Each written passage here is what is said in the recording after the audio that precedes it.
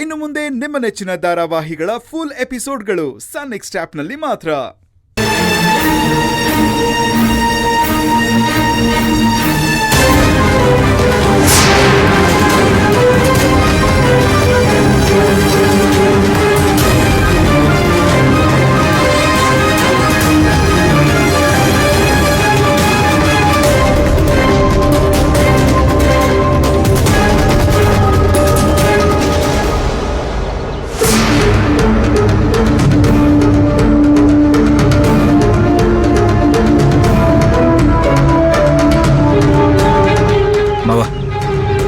ರೇವತಿ ಮನ್ಸು ಹೊಡ್ಕೊಂಡು ಬಂದು ನಿಂತಿದ್ದಾಳೆ.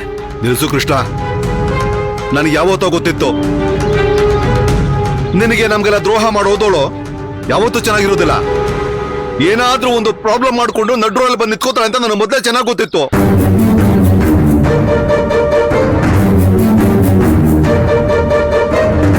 ಮವ, ಇದೇನು ಈ ತರ ಮಾತಾಡ್ತಿದ್ದೀರಲ್ಲ? ಹೌದು ಅಳಿಯಂದ್ರೆ, ಇವಾಗೆಲ್ಲ ಆ ದೇವರು ಕಾಯೋದೇ ಇಲ್ಲ. ತಪ್ಪು ಮಾಡಿದ ತಕ್ಷಣನೇ ಶಿಕ್ಷೆ ಕೊಡ್ತಾ ಇದ್ದಾನೆ. ಇವಳು ಹಾಗೆ ಹೆತ್ತವ್ರ ಮನ್ಸನ್ನ ಕಟ್ಕೊಂಡಿದ್ ಗಂಡನ್ ಮನ್ಸನ್ನ ಹೊಡೆದೇ ಅಲ್ವಾ ಹೊರಗಡೆ ಹೋಗಿದ್ದು. ಇವಳಿಗಿವಾಗ ಆಗಿರೋದು ಸರಿಯಾಗೇ ಇದೆ. ಈ ಶಿಕ್ಷೆನ ಇವಳು ಅನುಭವಿಸ್ಲೇಬೇಕು. ಏನ್ ನೀವು ಈ ತರ ಮಾತಾಡ್ತಿದ್ದೀರಲ್ಲ? ಇವಳು ಮನ್ಸ್ಗಾಗಿರೋ ಸಂಕಟಕ್ಕಿಂತ ಬೇರೆ ಯಾವ ದೊಡ್ಡ ಶಿಕ್ಷೆನೂ ಇಲ್ಲ. ಅವಳು ನಿಮ್ಗಳ ಮನ್ಸಿಗೆ ಮಾತ್ರ ನೋವು ಮಾಡಿ ಹೋಗಿರೋದಾ? ನನ್ನ ಮನ್ಸಿಗೆ ನೋವು ಆಗೇ ಇಲ್ವಾ? ಇವಳು ನೀ ಪರಿಸ್ಥಿತಿಲಿ ನೋಡುವೆ ನಾನ್ ನಿಮ್ ತರ ಮಾತಾಡಕ್ಕಾಗಲ್ಲ. ಅತ್ತೆ ಪಾಪ ಅತ್ತೆ ಅವಳು. ಕೃಷ್ಣ, ನೀನ್ ಬೇಕಾದ್ರೆ ಮೃದು ಸ್ವಭಾವದವನು. ನೀನ್ ಬೇಕಾದ್ರೆ ಅವಳಿಗೆ ಕನಿಕರ ತೋರಿಸ್ಬೋದು. ನನ್ನ ಮೇಲೆ ದ್ವೇಷ ಸಾಧಿಸ್ಬೇಕು ಅಂತ ನಾವು ಬದುಕಿದ್ರು ಸಾಯೋ ಶಿಕ್ಷೆ ಕೊಟ್ಟು ಹೋದವಳು ಇವಳು. ಇವಳಿಗೆ ಮಾತ್ರ ನಾನು ಯಾವುದೇ ಕಾರಣಕ್ಕೂ ಕನಿಕರ ತೋರಿಸೋದಿಲ್ಲ.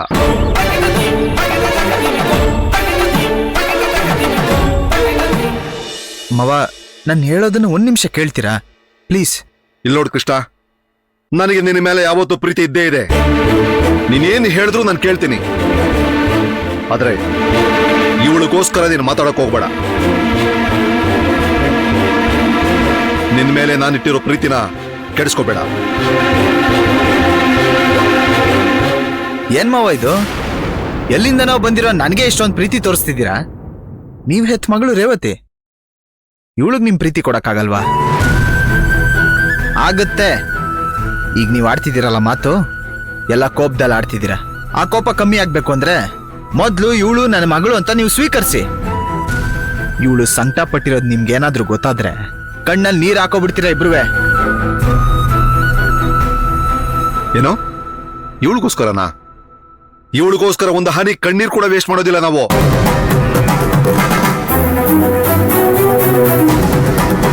ಮವ, ಇವಳು ಡೇವಿಡ್ ನ ಬಿಟ್ಟು ಬಂದಿದ್ದಾಳೆ.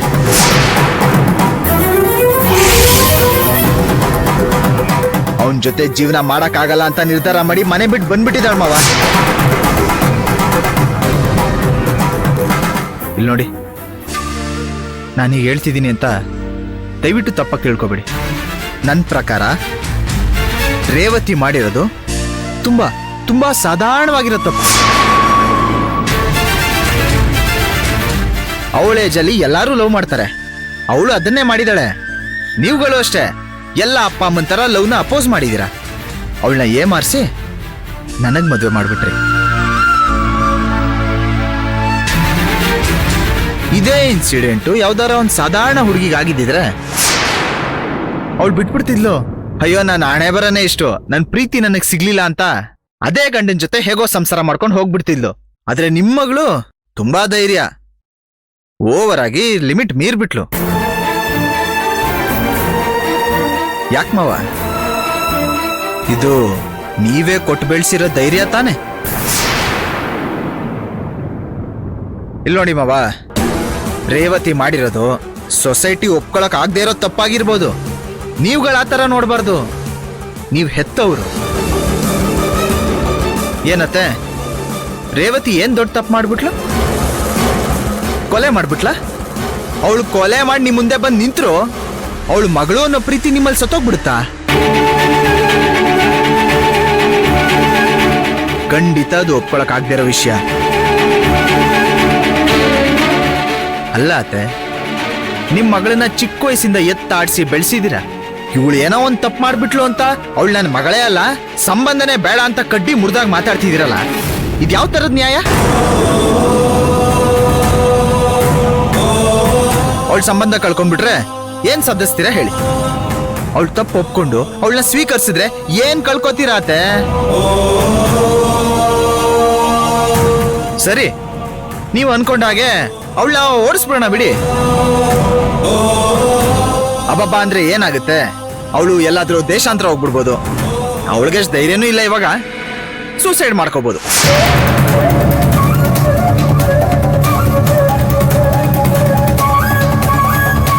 ಸಮಾಧಾನನ ಆಗ ನಿಮ್ಗೆ ತೃಪ್ತಿ ಆಗುತ್ತಾ ಅವಾಗ? ಇಲ್ಲ ಅಲ್ವಾ?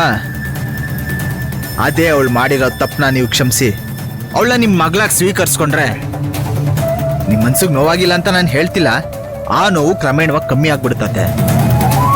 ಅವಳಿಗೂ ಒಂದೊಳ್ಳೆ ಜೀವನ ಸಿಗುತ್ತೆ.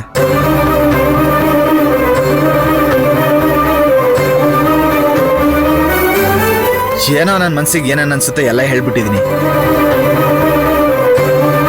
ಇನ್ನೊಂದು ವಿಚಾರ, ನಮ್ಮ ಮಗು, ನಾವು ಹೆತ್ತ ಮಗು ಏನೋ ರೋಗ ಬಂದು ಒದ್ದಾಡ್ತಿದೆ ಅಥವಾ ಯಾವುದೋ ಆಕ್ಸಿಡೆಂಟ್ ಆಗಿ ಕೈ ಕಾಲು ಕಳ್ಕೊಂಡ್ಬಿಡ್ತು ಅಂತ ಅನ್ಕೊಳ್ಳಿ. ಅವಾಗ ನಾವು ಅದ್ರ ಸಂಬಂಧ ಬೇಡ, ಅದನ್ನ ದೂರ ಇಟ್ಬಿಡೋಣ ಅಂತ ಹೇಳ್ಬಿಡ್ತೀವ? ಇಲ್ಲ, ಹೆತ್ತವರು ಅವಾಗ ಜಾಸ್ತಿ ಕಾಳಜಿ ತೋರ್ಸೋದು.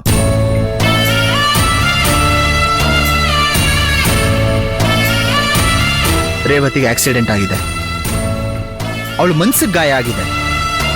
ಆ ಗಾಯಕ್ಕೆ ಔಷಧಿ ಹಾಕಿ ಅವಳಿಗೆ ಸಮಾಧಾನ ಹೇಳಿ ಧೈರ್ಯ ತುಂಬಬೇಕಾಗಿರೋದು ನಿಮ್ಮ ಹೆತ್ತವ್ರ ಕರ್ತವ್ಯ. ದಯವಿಟ್ಟು ಈ ವಿಚಾರನ ನೆಗ್ಲೆಕ್ಟ್ ಮಾಡಕ್ ಹೋಗ್ಬೇಡಿ ಪ್ಲೀಸ್.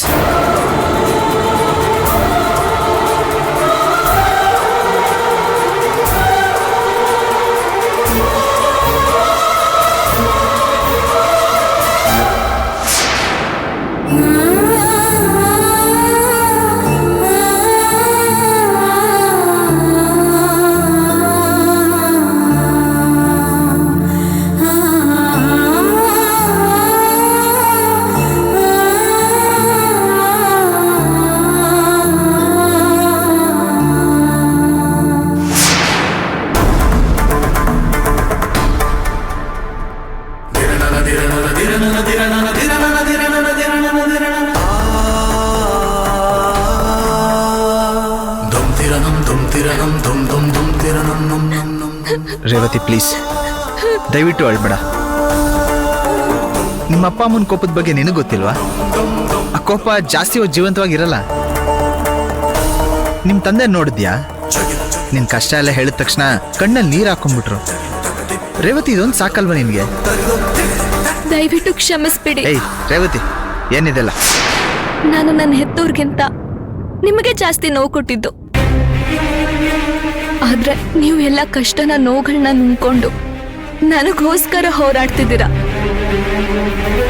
ನಾನ್ ನಿಮ್ಗೆ ಸಂಕಟ ಕೊಟ್ಟಿದ್ದು ಅಲ್ದೆ ದೇವ್ರಂತ ನಿಮ್ಮನ್ನ ಕಳ್ಕೊಂಡೆ. ರೇವತಿ ಪ್ಲೀಸ್, ದಯವಿಟ್ಟು ಈ ತರ ಎಲ್ಲ ಮಾತಾಡ್ಬೇಡ, ಸುಮ್ಮನಿರು ನೀನು. ನಾನ್ ನಿಮ್ ಹತ್ರ ಒಂದ್ ಕೇಳ್ತೀನಿ, ನೀವು ಕೋಪಿಸ್ಕೊಳ್ಳಲ್ಲ ತಾನೆ? ಕೇಳು. ಇನ್ಮೇಲೆ ನಾನು ನಿಮ್ ಹೆಂಡತಿಯಾಗಿ ಬದುಕೋಕೆ ಅವಕಾಶ ಕೇಳಿದ್ರೆ